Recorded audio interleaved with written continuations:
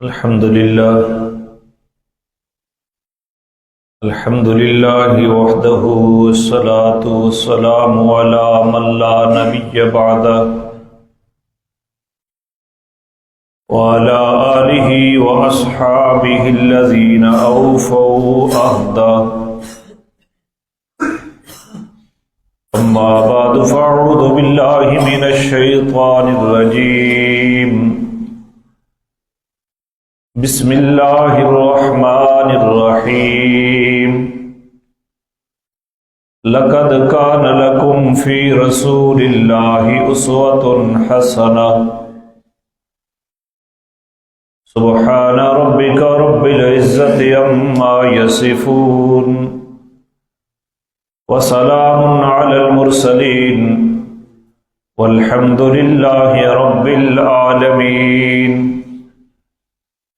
سبحانك لا علم لنا إلا ما علمتنا إنك أنت العليم الحكيم. رب اشرح لي صدري ويسر لي أمري واحلل عقدة من لساني يفقهوا قولي. رب يسر ولا تعسر وتممه بالخير وبك نستعين. اللهم إنا نسألك علما نافعا ورزقا طيبا وعملا متقبلا. اللهم صل على سيدنا محمد وعلى آل سيدنا محمد أفضل صلواتك بعدد معلوماتك وبارك وسلم. اللهم صل على محمد النبي الأمي وعلى آله وسلم تسليما.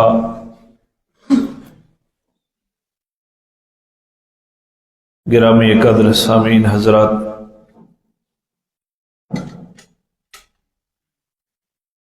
آج بحمد اللہ تعالی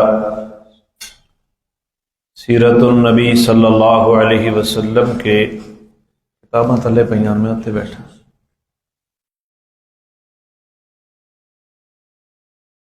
سیرت النبی صلی اللہ علیہ وسلم کے مقدس عنوان پر خطبات جمعہ کی تعداد 53 ہو گئی ہے. اللہ کریم صحیح بیان کرنے کی توفیق عطا فرمائے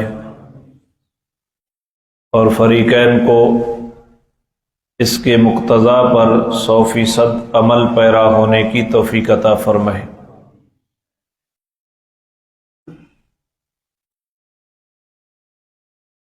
بات یہاں پہ ختم ہوئی تھی کہ 12 نبوی میں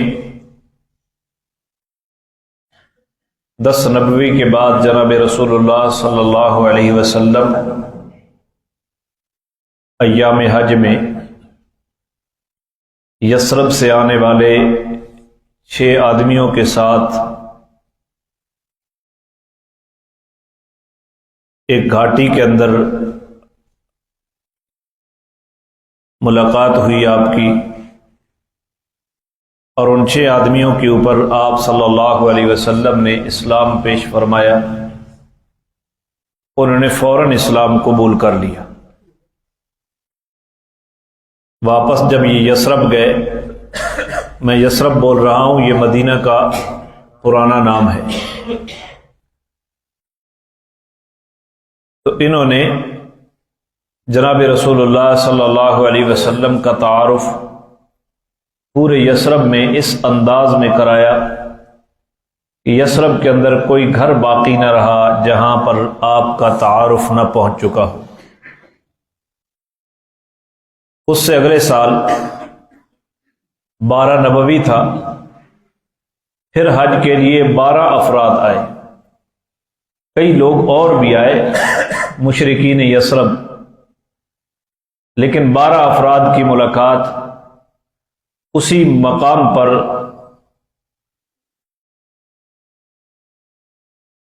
اسی گھاٹی میں رات کے وقت میں جناب رسول اللہ صلی اللہ علیہ وسلم سے ہوئی۔ ان میں سے 5 تو وہی پرانے تھے اور 7 نئے آدمی تھے۔ آپ نے ان کے سامنے اسلام رکھا، انہوں نے بھی اسلام قبول کر لیا اور وہاں بیعت ہوئی۔ وہ بیعت کی شرائط میں نے پچھلے جمعہ پر آپ کے سامنے رکھی، اور انہوں نے تقاضا کیا کہ اب ہم 12 آدمی آپ کے ہاتھ پر بیعت کر چکے ہیں، تو آپ اسلام کی تبلیغ کے لیے، اسلام کی دعوت کے لیے کوئی معلم ہمارے ساتھ بھیجیں۔ تو جناب رسول اللہ صلی اللہ علیہ وسلم نے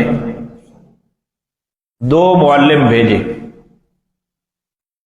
ایک حضرت عبداللہ بن ام مکتوم رضی اللہ تعالی عنہ اور دوسرے سیدنا مصعب بن عمیر رضی اللہ تعالی عنہ۔ اب ظاہر بات ہے کہ اسلام کی روشنی مکہ سے باہر جا رہی ہے، اور رسول اللہ جن کو معلم بنا کر بھیج رہے ہیں ان کی عظمت اور ان کی قابلیت کے تو پھر کیا ہی کہنے ہوں گے۔ تو حضرت مصعب بن عمیر اور ان کے ساتھی حضرت اسد ابن زرارہ رضی اللہ تعالی عنہ، یہ ان 6 افراد میں تھے، پہلے 6 افراد میں جنہوں نے رسول اللہ کے ہاتھ کے اوپر بیعت کی تھی، اسلام قبول کیا تھا، ان کے گھر میں رہ رہے تھے۔ تو سیدنا مصعب بن عمیر نے جس انداز سے دین اسلام کی دعوت کا کام کیا، وہ میں نے اس کی کئی مثالیں پچھلے جمعہ پر آپ کے سامنے رکھی۔ اس سے آگے چلتے ہیں۔ آج جہاں سے بات شروع کرنی ہے، یہ تو ربط کے لیے میں نے عرض کر دیا، اس سے اگلا سال جب آیا تو یہ کتنے سال ہو گئے ٹوٹل؟ 3 سال ہو گئے۔ ویسے نبوت کا 13واں سال ہے۔ 13 نبوی میں حضرت کعب ابن مالک رضی اللہ تعالیٰ عنہ کہتے ہیں کہ ہم 70 سے زیادہ افراد حج کے لیے آئے، اور یہ سارے مسلمان تھے۔ پہلے 6، دوسرے سال 12، پھر جناب مصعب بن عمیر کی دعوت سے 70 سے زیادہ مسلمان، جن میں 2 عورتیں تھیں، یہ حج کے لیے آئے اپنے شہر کے وفد کے ساتھ۔ ان میں بھی غالب اکثریت حج کے لیے آنے والوں کی وہ یثربی مشرکین کی تھی، اور وہ 400 سے زیادہ نفوس تھے۔ یہ 70-72 سے زیادہ۔ علامہ ابن جوزی رحمہ اللہ نے جو نام لکھے ہیں وہ 70 سے بہت زیادہ بڑھ جاتے ہیں۔ میں برکت کے لیے وہ نام آپ کے پڑھ کے سنا دیتا ہوں، کیونکہ صحابہ کے نام بھی یاد ہونا چاہیے۔ اور یہ وہ لوگ ہیں جو آئے تو اسلام اور بت پرستی کی تاریخ میں ایک عظیم موڑ آیا، اور وہ رفتار جو اسلام کی دعوت میں جو رفتار تھی اس کو 4 چاند لگ گئے۔ اور انہوں نے آ کر جناب رسول اللہ صلی اللہ علیہ وسلم سے ملاقات کی، اس کا تذکرہ میں آگے کرتا ہوں۔ تو یہ کون لوگ تھے؟ ایک تو وہی اسد ابن زرارہ رضی اللہ تعالی عنہ، یہ میزبان تھے مصعب بن عمیر رضی اللہ عنہ کے، یہ پہلے مسلمان ہوئی ہے یثرب میں۔ اور دوسرے اسید بن حضیر رضی اللہ عنہ، ان کا تذکرہ آپ پیچھے سن چکے ہیں، دونوں کا تفصیلی۔ اور ابی بن قعب، امت کے سب سے بڑے قاری کے لقب سے جو بعد میں مشہور ہوئے۔ اوس بن ثابت رضی اللہ تعالی عنہ، یہ حضرت حسان بن ثابت رضی اللہ عنہ کے بھائی ہیں۔ اوس بن یزید، خالد بن قیس، برا بن معرور، خارجہ بن زید، بشر بن برا بن معرور، خدیج بن سلامہ، बशीर इब्न साद, खल्लाद बिन सुवैद बिन सालिबा, बुहैर इब्न अल-हैसम रिज़वानुल्लाहि ताला अन्हुम अजमईन, ज़कवान बिन अब्द कैस, साबित बिन जज़ा, ये साबित सा के साथ है, सा समर वाली, साबित बिन जज़ा, सालबा बिन अदी, सालबा बिन गनमा, राफे बिन मालिक, रिफा बिन राफे बिन मालिक, रिफा बिन अब्दुल मुंजिर, रिफा बिन अमर, जाबिर बिन अब्दुल्लाह बिन अमर बिन हिजाम, जाबिर बिन सखर, हारिस बिन कैस, जियाद बिन लबीद, जैद बिन सालेह, जैद बिन सहल, अबू तलहा इनकी कुनियत है, खालिद बिन जैद, खालिद बिन अमर बिन अबी उबई, साद बिन जैद बिन मालिक अल-अशहरी, खालिद बिन अमर बिन अदी रज़वानुल्लाहि ताला अन्हुम अजमईन, और साद बिन खैसमा, साद बिन रबी, साद बिन उबादा, सलमा बिन सलामा, सुलैम बिन अमर, सिनान बिन सैफी, सहल बिन अतीक रज़वानुल्लाहि ताला अन्हुम अजमईन, अब्बास बिन नज़ला, अब्दुल्ला बिन रबी, अब्दुल्ला बिन रवाहा, अब्दुल्ला बिन जैद रज़ी अल्लाह ताला अन्हु। ये अब्दुल्ला बिन जैद साहिबुल आज़ान, इन्हीं को ख्वाब में आज़ान बतलाई गई थी, जो आज़ान मशरू हुई वो आगे आएगा इंशाअल्लाह। ये अब्दुल्ला बिन जैद हैं, ये उन 72 अफराद में थे।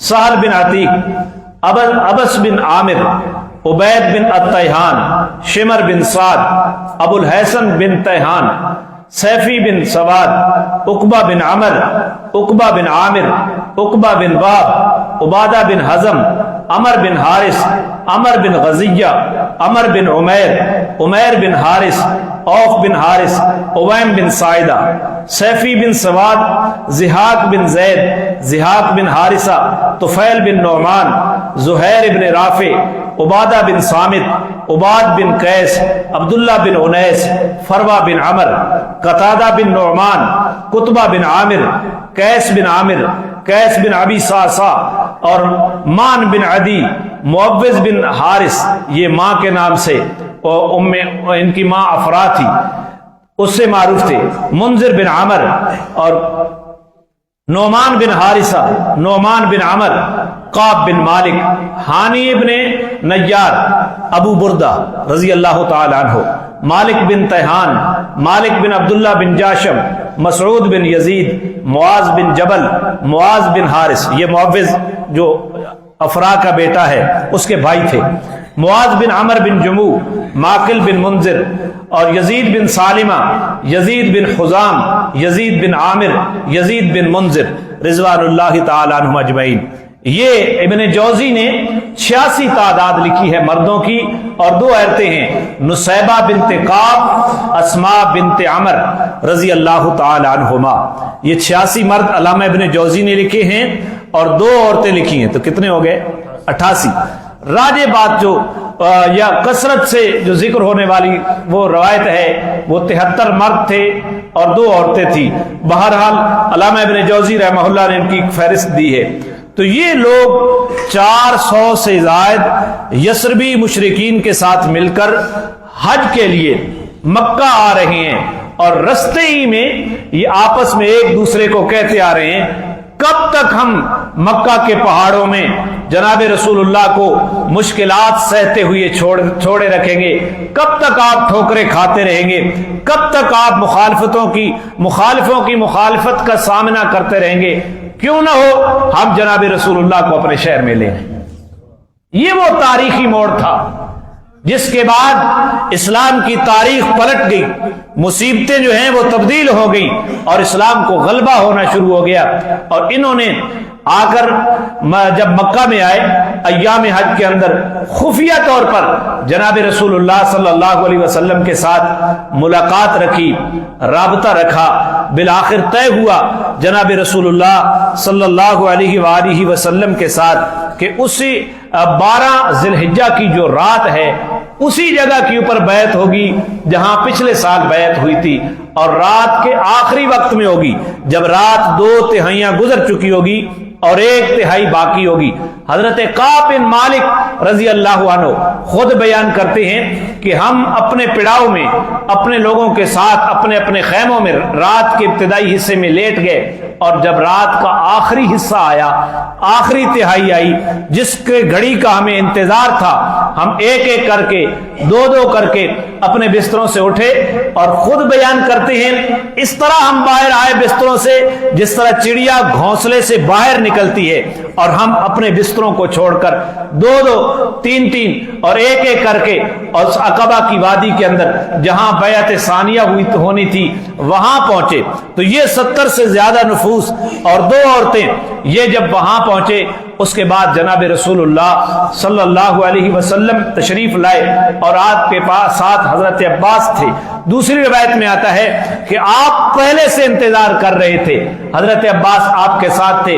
حضرت ابو بکر رضی اللہ عنہ کو حضرت عباس نے کہا آپ اس سرے کے اوپر پہرا دیں، اور حضرت علی المرتضیٰ رضی اللہ عنہ کو حضرت عباس نے کہا کہ آپ اس سرے پر گھاٹی کے اس سرے کے اوپر پہرا دیں۔ اور حضرت عباس ابھی تک مسلمان کب ہوئے؟ جن کو پتا ہے وہ تو بولیں، کب ہوئے؟ فتح مکہ کے دن حضرت عباس مسلمان ہوئے۔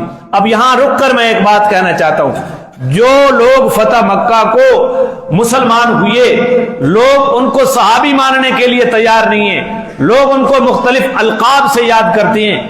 ہاں، یہ بات ہمارے عقائد کا حصہ ہے، جو لوگ فتح مکہ کے بعد ایمان لائے اور جو لوگ فتح مکہ سے پہلے ایمان لائے، دونوں کے درجات کے اندر تو بہت بڑا فرق ہے، فضیلت کے اندر بہت بڑا فرق ہے، لیکن فتح مکہ کے بعد ایمان لانے والے بھی صحابی ہیں، اور فتح مکہ سے پہلے ایمان لانے والے کیا ہیں؟ دونوں طبقوں کے ساتھ اللہ نے سورہ حدید میں جنت کا وعدہ کیا ہے۔ تو تم فتح مکہ کے بعد مسلمان ہونے والوں کو جو لوگ تانا دیا کرتے ہیں، ان سے یوں بھی سوال کیا کریں کہ تم ان کو صحابی نہیں مانتے، تو حضرت عباس بھی تو فتح مکہ والے دن مسلمان ہوئے، تو کیا ضرورت کا ہے کہ حضرت عباس کی صحابیت کا بھی انکار کرو؟ یہ صرف بغض بنو امیہ کے اندر مبتلا ہو کر تم ان لوگوں کی صحابیت کو رد کرنے کے لیے ایک خود ساختہ پیمانہ تم لوگوں نے گھڑ لیا ہے۔ اللہ اعتدال کی دولت نصیب فرمائے۔ تو کعب بن مالک کہتے ہیں خود کہ عباس ابھی مسلمان نہیں ہوئے تھے، لیکن اپنے بھتیجے کی خیر خواہی کے لیے، اپنے بھتیجے کے ساتھ جو معاہدہ ہونے والا تھا، اس معاہدے کے اندر جان ڈالنے کے لیے عباس بھی آپ کے ساتھ تشریف لائے۔ ابھی بیٹھے ہی تھے تو بات کی ابتدا حضرت عباس نے کی۔ کس نے کی؟ عباس نے کی ہے۔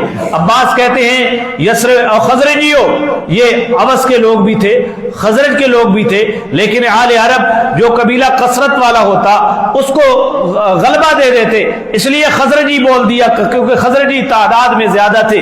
اور بھی کئی وجوہات لکھی ہیں علماء سیر نے کہ کیوں خزرجیوں سے خطاب کیا، حالانکہ اوسی بھی اس کے اندر موجود تھے۔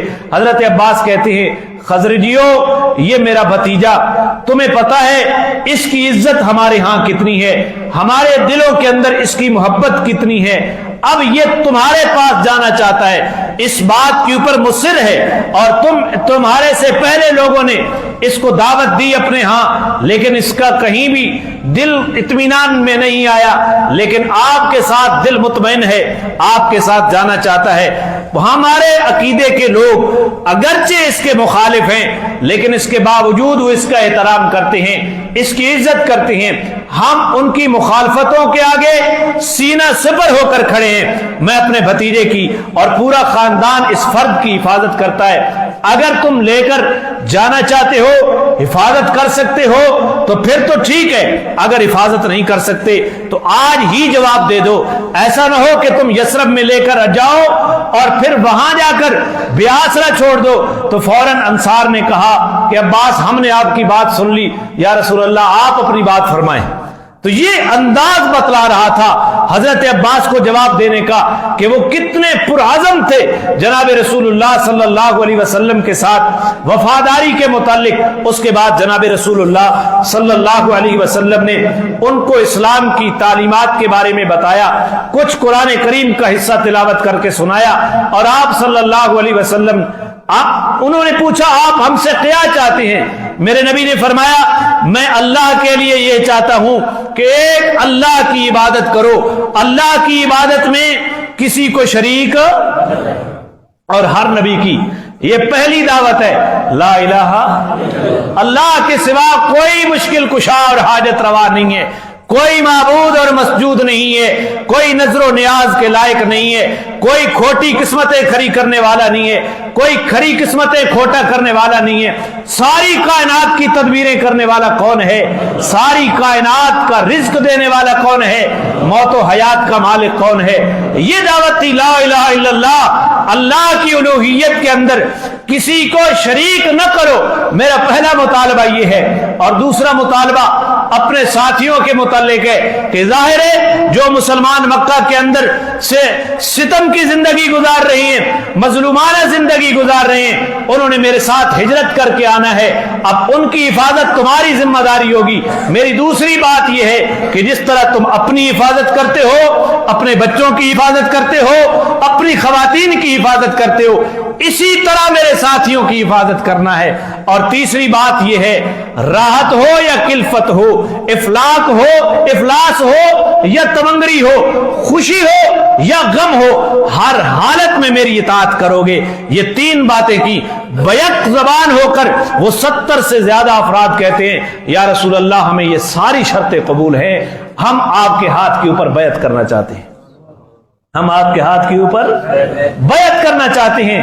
اور جو ہی یہ بات ہوئی تو ایک صحابی انہی میں سے کھڑے ہو گئے، اس کا نام ابو الحیثم بن تیہان ہے۔ ابو الحیثم بن تیہان کہتے ہیں کہ ایک بات میں کرنا چاہتا ہوں یا رسول اللہ، وہ بات یہ ہے کہ آپ ہمارے تعلقات یثرب کے اندر یہودیوں کے ساتھ ہیں، ان کے ساتھ ہمارے جو حلیفانہ تعلقات ہیں، اب یہ ظاہر ہے کہ ہم آپ کے ساتھ رشتہ ایمان میں جڑے ہیں، ہم آپ کو لے کر جائیں گے تو ان کے ساتھ ہمارے تعلقات منقطع ہو جائیں گے، آپ کے ساتھ جڑ جائیں گے۔ کہیں ایسا تو نہیں ہوگا جب آپ غالب آئیں اور آپ مکہ کے فاتح بن جائیں تو آپ ہمیں بے یار و مددگار چھوڑ کر مکے میں تو نہیں چلے جائیں گے؟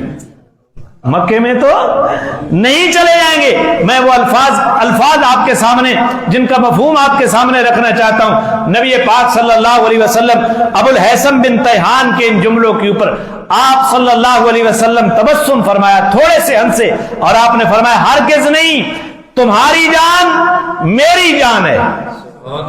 تمہاری جان، یہ کون تھے؟ انصار۔ یہ کون ہے؟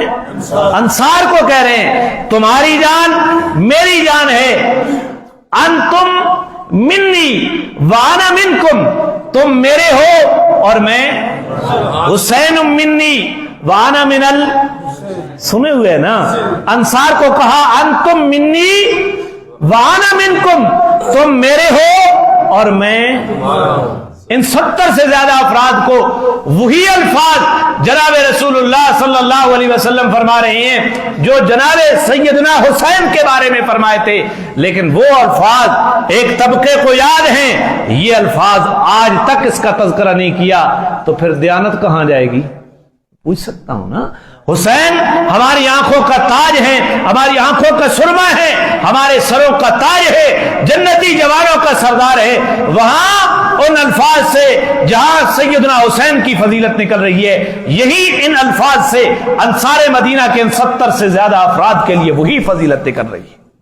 سمجھیے بات کہ تم میرا خون ہو، میں تمہارا خون ہوں، تم میری جان ہو، میں تمہاری جان ہوں، تم میرے ہو، میں تمہارا ہوں۔ جس سے تمہاری جنگ اس سے میری جنگ، جس سے تمہاری سلو اس سے میری سلو، اس سے پھر سن لو، تم میری جان میں تمہاری جان، تم مجھ سے اور میں تم سے، جس سے تمہاری جنگ ہوگی میری بھی اس سے جنگ ہوگی، اور جس سے تمہاری سلو ہوگی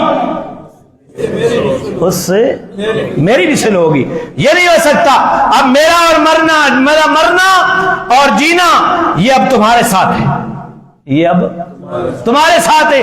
یا رسول اللہ اب بیعت کیجئے۔ بیعت کرنے لگے، اتنے میں انہی انصار میں سے ایک صحابی کھڑے ہو گئے، عباس بن عبادہ رضی اللہ تعالی عنہ۔ یہ کہتے ہیں لوگوں کو، او خزرجیو، او اوس کے لوگوں، تمہیں پتہ ہے کہ جو بیعت آج تم کر رہے ہو، اس بیعت کی حقیقت کو بھی جانتے ہو؟ یہ اس بیعت کو مؤکد کرنے کے لیے، اس پیغام کو اور پختہ کرنے کے لیے عباس بن عبادہ کھڑے ہوئے۔ یہ انصاری صحابی ہیں، یہ اپنے اس 70 سے زیادہ افراد کو مخاطب کر کے کہتے ہیں کہ جس بیعت کے لیے تیار ہو، اس بیعت کا تمہیں پتہ ہے؟ یہ بیعت کرنا سمجھ لو کہ عرب اور عجم کے ساتھ دشمنی مول لینا ہے۔ عرب اور عجم کے ساتھ دشمنی مول لینا ہے۔ اگر آگے چل کر تم مصائب اور شدائد سے گھبرا کر حضور کا ساتھ چھوڑ دو تو یہ اخروی اور دنوی بھی ذلت ہوگی، لہذا بہتر یہ ہے کہ آپ کو اپنے ساتھ نہ لے کر جاؤ، اپنے ساتھ نہ لے کر جاؤ، اور اگر لے کر جا سکتے ہو تو پھر مصائب اور تکالیفیں اور ان جنگوں کی کوئی پرواہ نہ کرو، دنیا میں بھی کامیاب ہو جاؤ گے، آخرت میں بھی۔ حضور نے پھر ہاتھ بڑھایا بیعت کرنے کے لیے۔ جب ہاتھ بڑھایا، حضرت جابر کہتے ہیں کہ حضرت اسعد ابن زرارہ نے ہاتھ پکڑ لیا نبی پاک کا۔ یہ وہ پہلا یسروی ہے جس کے گھر میں جناب رسول اللہ کا بھیجا ہوا معلم مصعب بن عمیر رضی اللہ تعالیٰ عنہ جایا کرتے تھے۔ یہ وہی اسد ابن زرارہ ہے جو بنی عبد اشہل کے محلے میں، بنی ظفر کے محلے میں مصعب بن عمیر کو لے کر گیا اور وہاں تانے سنے، اور پھر اس کے بعد مصعب بن عمیر کی وہ بصیرت اندوز دعوت اس انداز میں سامنے آئی کہ سعد ابن معاذ بھی مسلمان ہو گیا، اسید ابن حضیر بھی مسلمان ہو گیا۔ یہی اسد ابن زرارہ رسول اللہ کا ہاتھ تھام کر، میں ان جملوں کا ترجمہ پڑھنا چاہتا ہوں، آپ صلی اللہ علیہ وسلم کا ہاتھ تھام کر پھر کہتا ہے، اور لوگوں بیعت تو کر رہے ہو، ہم نے اتنا لمبا سفر کیا ہے، اونٹوں کے کلیجے مار دیے ہیں، آج جس یقین کے ساتھ کہ آپ صلی اللہ علیہ وسلم اللہ کے آخری نبی ہیں، ہم اتنا سفر کر کے آپ کی زیارت کے لیے آئے ہیں، اور ان کو لے جانے کا مطلب پورے عرب کے ساتھ دشمنی ہے، ان کو لے جانے کا مطلب اپنے سرداروں کو قتل کروانا ہے، ان کو لے جانے کا مطلب تلواروں کی مار ہے، لہذا یہ سب کچھ کر سکتے ہو تو کر چلو، حضور کے ہاتھ کے اوپر بیعت کرو اور آپ کے لے جاؤ، تو پھر اجر اللہ کے ذمہ ہے، اور اگر تمہیں اپنی جان عزیز ہے تو پھر ابھی سے حضور کو چھیڑ دو اور حضور کو ساتھ لے کر نہ جاؤ، یہ زیادہ اللہ کے ہاں قابل قبول عذر ہوگا بنسبت اس کے کہ لے جاؤ اور پھر تم شدائد کا مقابلہ نہ کر سکو۔ اسد ابن زرارہ کو ان 70 سے زیادہ افراد نے بیعت زبان ہو کر کہا، اسد ابن زرارہ ہاتھ ہٹا لے حضور کے ہاتھ سے، ہم آپ کے ہاتھ کے اوپر بیعت کرنا چاہتے ہیں، ہم جس طرح اپنی حفاظت کرتے ہیں حضور کی حفاظت اس طرح کریں گے، جس طرح اپنی عورتوں کی حفاظت کرتے ہیں حضور کی حفاظت اسی طرح کریں گے، جس طرح اپنے بچوں کی حفاظت کرتے ہیں اسی طرح جناب رسول اللہ کی حفاظت کرتے ہیں۔ اس کے بعد تمام نے جناب رسول اللہ کے ہاتھ کے اوپر بیعت کر لی۔ آپ کے ہاتھ کے اوپر کیا کر لی؟ یہ رات کا کون سا واقعہ، کون سا وقت ہے؟ آخری تہائی ہے رات کی، لوگ خیموں میں سوئے ہوئے ہیں اور یہ رسول اللہ کی محبت میں، آپ کی زیارت کے شوق میں بیٹھے ہیں، جناب رسول اللہ صلی اللہ علیہ وسلم کے انتظار میں آپ کے ساتھ بیعت کر رہے ہیں۔ اب یہ بیعت مکمل ہو گئی، اس کے بعد حضور علیہ الصلوۃ والسلام نے فرمایا، موسیٰ علیہ السلام نے 12 نقیب بنائے تھے، ہر قبیلے کا ایک سردار بنایا تھا جناب موسیٰ علیہ السلام نے، اس سردار کے ذمہ تھا اپنے قبیلے کو سنبھالنا۔ میرے پاس جبریل ابھی موجود ہیں، جبریل جس کے بارے میں اشارہ کرے گا میں اس کو اپنے قبیلے کا سردار بناتا چلا جاؤں گا۔ ملاقات ہی پہلی ہے، جبریل نہیں بتانا تھا تو جبریل بتا رہے، آپ نے 12 آدمیوں کو بطور نقیب، بطور امیر بنایا، اور آپ نے فرمایا میں اپنے ساتھیوں کا کفیل ہوں گا اور تم 12 آدمی اپنے اپنے قبیلے کے کفیل ہوگے۔ کس طرح ریاست مدینہ کی بنیاد منظم طریقے سے جناب رسول اللہ صلی اللہ علیہ وسلم رکھ رہے ہیں۔ یاد رکھو، یہ دین انفرادی نہیں ہے، یہ اجتماعی چیز ہے، اور اس میں اجتماعیت کو ہی عامیت ہوتی ہے، انفرادیت کو ہرگز عامیت نہیں ہوتی۔ ان چیزوں سے اصول نکل رہے ہیں اپنی زندگی کے لیے، وہ اصول الاپ لیں، کامیابی تمہارے قدموں کو چومے گی۔ اگر انفرادیت کی ڈگڈگی بجاؤ گے تو پھر شخصیت ہی رہ جائے گی، اور شخصیت نظریات کی عکاسی، نظریات صحیح طریقے سے پھر اجاگر نہیں ہوا کرتے، لوگ شخصیت پرستی ہو جایا کرتے ہیں۔ ہاں نظریات کے لیے شخصیت کا ہونا بھی ضروری ہے، لیکن شخصیت کے لیے نظریات کا ہونا بھی، یہ دونوں چیزیں لازم اور ملزوم ہیں۔ آپ صلی اللہ علیہ وسلم نے 12 نقیب بنائے، اور آپ نے فرمایا جبریل کے اشارے سے بناؤں گا، تم یہ نہ کہہ سکو کہ مجھے نقیب نہیں بنایا گیا، مجھے امیر نہیں بنایا گیا، فلاں کو امیر بنایا گیا۔ تو یہ حضرت کعب بن مالک کہتے ہیں ہم سارے تو پہلے مسلمان ہو چکے تھے، ایک ہمارا سردار ابو جابر عبداللہ بن عمر حبیب خیر ہے، تسی میرے دیر تک ہو، عبداللہ بن عمر بن حزام وہ سردار تھا، ابھی تک کافر تھا، اس کو ہم نے بتایا سلیم الفطرت تھا، آج اللہ کے آخری نبی سے رات کے آخری وقت میں ملاقات ہونی ہے، ان کی یہ دعوت ہے، ہم نے ان کے سامنے دعوت رکھی، انہوں نے اسلام قبول کر لیا، وہ بھی ہمارے ساتھ آ گئے۔ آپ صلی اللہ علیہ وسلم نے ان کو بھی نقیب بنایا۔ بندے کتنے تھے؟ کتنے؟ 70 سے زائد۔ ابن جوزی کے مطابق 88 افراد تھے، لیکن ان کے امیر کتنے بنائے جا رہے ہیں؟ 12 آدمیوں کی کمیٹی بنائی جا رہی ہے، ہر قبیلے کا ایک نقیب ہوگا، پھر یہ مل کر 12 افراد ہوں گے۔ میرے ساتھ جو مہاجرین مدینہ مکہ سے ہجرت کر کے یثرب میں آئیں گے، میں ان کا نقیب ہوں گا، میں ان کا کفیل ہوں گا، تم اپنے اپنے قبیلے کے کفیل ہوں گے۔ ساری مسیتی دی کمیٹی بنا چھوڑا، پتہ نہیں، میں عنوان چھوڑ دی ہے۔ یہ جو اعتراض ہوتا ہے مجھے کمیٹی میں کیوں نہیں رکھا، تو ساری مسیتی نے کمیٹی بنا چھوڑا، تو پھر کام چل جائے گا۔ پورے ملک کو وزیر اعظم بنا دو، جتنے ملک کے ووٹر ہیں سب کو MNA بنا دو، سب کو MPA بنا دو، پھر راضی ہو؟ خدا کے بندے، مسجد کی کمیٹی ہے تو اس میں بھی 2-4 افراد ہی ہوں گے نا، وہ 200-400 کا جو مجمع اس محلے کا ہے اس سارے کو کمیٹی کا حصہ نہیں بنائیں گے۔ اگر سب کو بنائیں گے تو پھر تو یہ نظام فطرت سے بغاوت ہے۔ تو آپ صلی اللہ علیہ وسلم نے، میں نے اشارہ کیا آپ کو، کئی بیچارے مفلوج ہوتے ہیں دماغی طور پر، نہ وہ سیرت کا مطالعہ کرتے ہیں، نہ قرآن کا مطالعہ کرتے ہیں، نہ حدیث نبویہ پیش ہوتی ہے، نہ ان کے سامنے اکابر کی زندگی ہوتی ہے، پھر وہ یہی راہ گلاتے ہیں، جی ہمیں کیوں نہیں بنایا گیا، ہمیں کیوں نہیں بنایا گیا، ہمیں کیوں نہیں بنایا گیا۔ اور بھائی چیدہ افراد کمیٹیوں کے رکن ہوتے ہیں، وہی فیصلے کرتے ہیں، انہی فیصلوں کا پھر طریقہ کار آگے چلتا ہے۔ تو آپ نے 12 آدمی بنائے، 9 خزرجی اور 3 اوس کے، ایک اسد ابن زرارہ، کون؟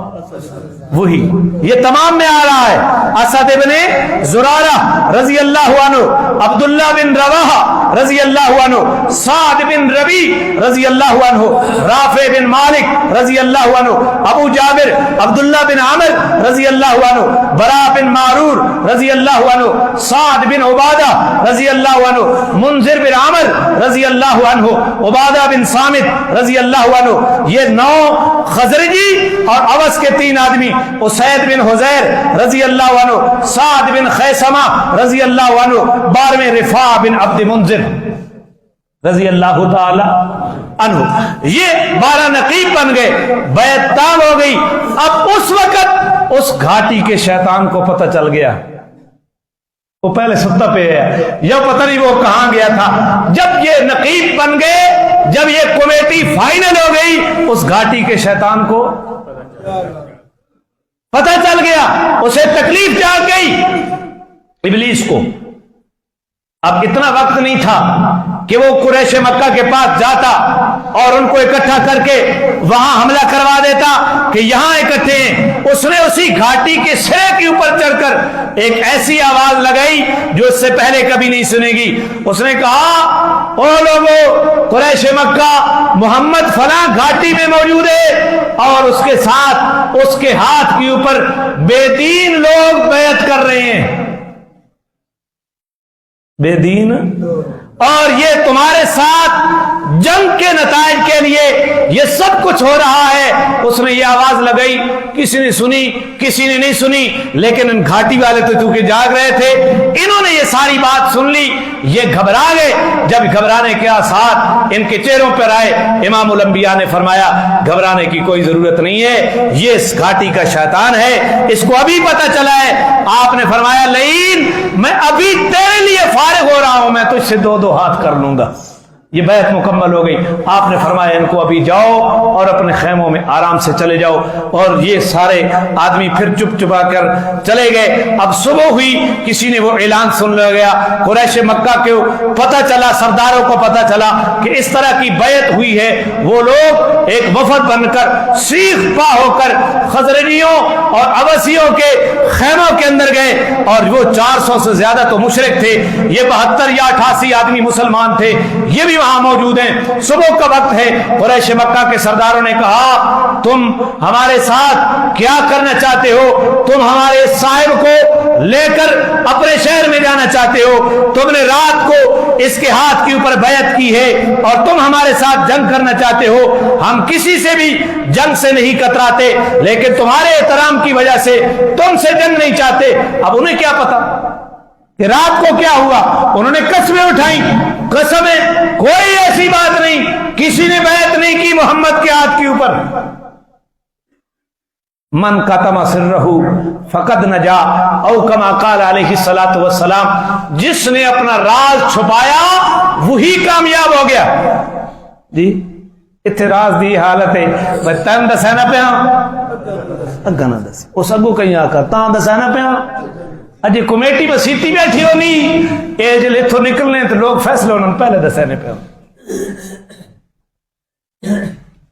المجالس بالامانہ 88 آدمی ہیں, یا دوسری روایت کے اندر 75 آدمی ہیں, لیکن راز فاش انہوں نے قسمیں اٹھائیں. عبداللہ بن ابی بن سلول, یہ بعد میں رئیس المنافقین بنا, یہ سردار تھا خزرجیوں کا, اس کا تاج تیار ہو رہا تھا, اس کو مدینے کا بادشاہ بنانے کے لیے ساری تیاریاں مکمل تھیں. قریش مکہ اس کے ساتھ گئے. عبداللہ بن ابی نے کہا کہ ایسی کوئی بات نہیں, میں تمہیں حلف دے کر کہتا ہوں, اور اگر ہوتی تو میری قوم مجھ سے ضرور مشورہ کرتی, مجھ سے. اور یثرب میں بھی کوئی ایسی بات نہیں ہوئی, لہذا ان کو تسلی ہو گئی. اور ادھر یہ قافلے چل پڑے حج کرنے کے بعد واپس یثرب کی طرف. ادھر قریش مکہ کو یقین ہو گیا کہ بیعت تو ہوئی, حضور کو لے جانے کی بیعت تو ہوئی. اب انہوں نے ان کا تعاقب کیا, یہ سارے قافلے نکل گئے. حضرت سعد بن عبادہ رضی اللہ تعالی عنہ, یہ اور ایک اور صحابی وہ ہاتھ آ گئے. دوسرے صحابی تو بھاگ گئے, لیکن حضرت سعد بن عبادہ ہاتھ آ گئے. ان کو پیچھے باندھ لیا اور انہیں کے اونٹ کے پالان کے ساتھ رسی سے ان کو کس لیا, ان کے بالوں کو کھیڑا, ان کو تھپڑ مارے اور مکے لے کر آئے. اور مکے میں جب آئے تو مطعم بن ابی عدی, اس کا تجارتی قافلہ یثرب سے گزرتا تو سعد بن عبادہ کی پناہ میں گزرتا تھا. تو مطعم بن ابی عدی نے کہا ظالموں کیا کر رہے ہو, یہ تو ہمارے قافلوں کو روک دے گا. تو سعد بن عبادہ کی رہائی ہوئی. ادھر وہ قافلہ رستے میں رکا ہوا تھا کہ سعد بن عبادہ کو پکڑ لیا لے گیا ہے, ہمیں واپس قریش کے اوپر حملہ کر دینا چاہیے. اتنے میں دیکھا تو سعد بن عبادہ بھی آ رہے ہیں, سعد بن عبادہ بھی آ رہے ہیں. یہ بیعت کی تکمیل ہو گئی. یہ وہ بیعت ثانیہ ہے جو بڑے جمرہ کے پاس بیعت عقبہ ثانیہ, یہ بیعت ہوئی جناب رسول اللہ صلی اللہ علیہ وسلم کے ساتھوں, اور قریش بھی ناکام ہوئے اور وہ لوگ بھی ناکام ہوئے. جناب رسول اللہ صلی اللہ علیہ وسلم نے جتنے مرد تھے ان سے تو بیعت لی ہاتھ کے اوپر ہاتھ رکھ کر, لیکن عورتوں کے ساتھ آپ نے بیعت ہاتھ پر ہاتھ رکھ کے بیعت. میں وہ روایت آپ کے سامنے رکھ دیتا ہوں. حضرت عائشہ رضی اللہ تعالی عنہا فرماتی ہیں کہ رسول اللہ صلی اللہ علیہ وسلم ان عورتوں کا جو ہجرت کر کے آئیں ان کا اس آیت سے امتحان فرماتے. وہ جو آیت پیچھے گزری ہے, جو عورت شرائط کو قبول کرتی, اس آیت میں مذکور ہیں, اس کو بیعت فرماتے اور یہ ارشاد فرماتے کہ میں نے تجھ کو کلام سے بیعت کر لیا, خدا کی قسم آپ کے دست مبارک نے بیعت کرتے وقت کسی عورت کے ہاتھ کو مس نہیں کیا, ماز زبانی ارشاد سے بیعت فرمایا. انہیں پیر دے کے حال ہے جڑے جڑیاں کو گھٹ پہنے، پھر بھی تم ان مرشد کامل کہتے ہو۔ امام الانبیاء امت کے باپ ہے، لیکن جناب رسول اللہ نے کبھی کسی عورت کو مس، آپ نے زبانی طور پر ان کو بیعت کیا۔ بیعت ہوتی کیا ہے؟ بیعت یہ ہوتی ہے انتہائی رضا کے ساتھ، خوشی کے ساتھ، جنت کے معاوضے میں اللہ کے ہاتھوں اپنی جان اور مال فدا کر دینے کا معاہدہ۔ اس کا نام کیا ہے؟ خوشی سے جنت کے عوض اپنے رب کے ہاتھوں اپنی جان اور مال فدا کر دینے کا نام کیا ہے؟ بیعت۔ جناب رسول اللہ صلی اللہ علیہ وسلم کے مبارک ہاتھوں کے اوپر یہ بیعت کی تکمیل ہوئی۔ اس کے بعد صحابہ کرام ایک ایک کر کے، دو دو کر کے یثرب کی طرف ہجرت کرتے چلے جائے۔ پھر جناب رسول اللہ صلی اللہ علیہ وسلم خود بھی ہجرت کر کے مدینہ میں تشریف لے آئے۔ وہ سارے واقعات انشاءاللہ اگلے جمعے سے بیان ہوں گے، لیکن آپ سے التماس ہے کہ آپ 1 بجے آیا کریں۔ ویسے تو سیرت پڑھنے کی توفیق نہیں ہوتی، تو یہ جو قسط وار تھوڑا تھوڑا عنوان، یہ 5 6 7 8 صفحے بیان ہوتے ہیں جو سیرت کی کتابوں سے، تو اس موقع سے تو فائدہ اٹھائیں۔ کون کون 1 بجے آئے گا؟ کوشش کریں گے نا انشاءاللہ۔ اس کے لیے کچھ تقاضے اور ہیں، بس میں نے پھر جنازہ